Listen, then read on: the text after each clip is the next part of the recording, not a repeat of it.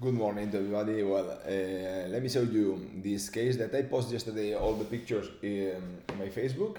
I want to explain you more little by little the way I have planned this case. Now it's 7 in the morning.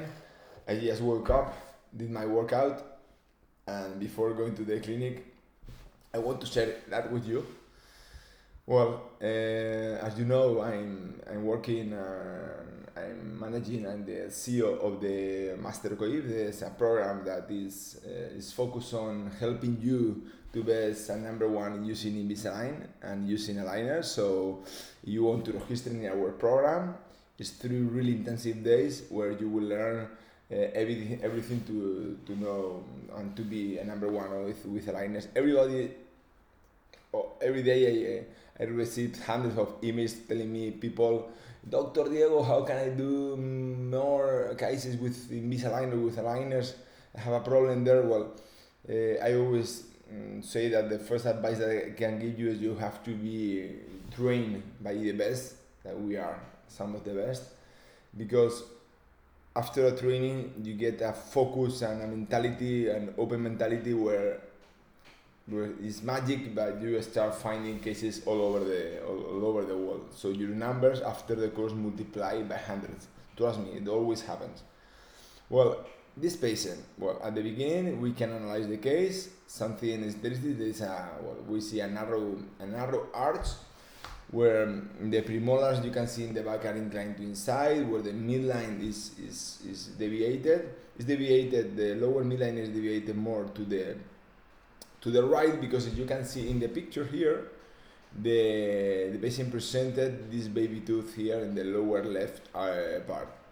You can see the asymmetry in the gum, the crowding, the color was not good. After that we modified the color, and also you can analyze the shape of the arches, where the upper was really narrow, where the upper molar was rotated, and because of the narrow arch of the upper, the lower were inclined, and that's why we have the crowding.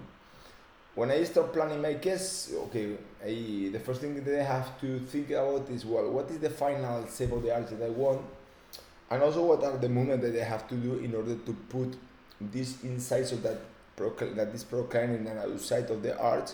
So what is the modification of the arch that I have to do in order to align everything, to give to my patient a full mouth smile, and to move the canine inside?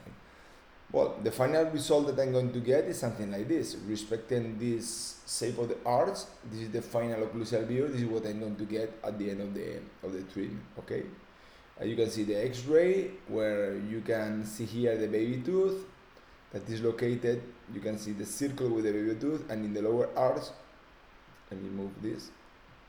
Here is also the baby tooth that the patient presents. Okay. So the analysis of the cephalometric, as we do in our cases, and you can see here that I'm going to plan the case.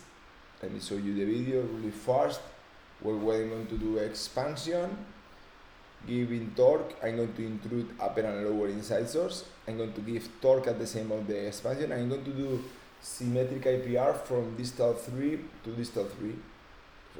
From distal 3 to mesial 6. So when I plan my IPR, I never do IPR in the frontal teeth or in the posterior. I decide, and in this case, I decide to do the IPR, posterior IPR, from distal 3 to mesial 6. Okay. So what are the attachments that we are going to use? These are different attachments. Some of them are the active attachment that Invisalign posts for us, and some of them are passive attachment that Invisalign didn't put, but I put because I prefer to increase the anchorage. Some of them, for example, are the attachments in the 6 that they didn't put, but I prefer to work with them. Okay, and also you can see here in the palatal is because I'm going to reduce the torque.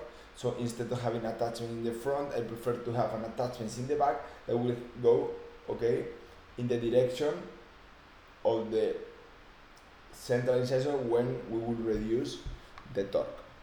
Okay, everybody is clear for everybody. That's so important. Okay, the instructions I'm going to tell in the occlusal plane. Okay, when we start working with the planification, I'm going to tell them to start with the transversal plane. I want to move all of this at the same time, doing expansion and mesh allowed rotation all together. Okay, in aligner 3, I'm going to do IPR while expanding, use the space of the IPR to distalize at the same time the 4 quadrants. So I want to give tip back using the space of the IPR. Okay, symmetric arch is mandatory to check that you have the same shape, size and torque than on one side to the other one.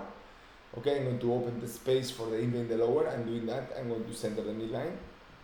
Okay, here as you can see here, the midline was deviated and the arch was asymmetric. We have a combination of deviation of the upper and the lower. Okay, and I'm going to increase the torque while expanding and the rotate at the same time. So as you can see here, I'm giving them a lot of instruction. I'm going to use the second molars as anchorage to develop the rest of the arc. The IPR will, in the posterior, will allow me to reduce the proclination of the lower incisors. Okay, the upper and the upper in the vertical plane. Okay, increase lingual root torque and intrude while expand. Okay, I'm going to increase the lingual root torque and retrude while expand. In sagittal plane, I want to finish with 1.5 mm of overjet my Clincheck because I'm going to use class 2 elastics at the end. Because you can see here, while everything is aligned, we are in a class 2, so we will use class 2 elastics that will help me to move from here to here. Okay, you have to check that. What is the final result? Oh my god, this beautiful result in class 1. You can see here the beautiful engagement in class 1. This one here, okay, is the permanent in the implant that we place. We center the midline because in the lower I open the space, so the lower was a little bit deviated to the right.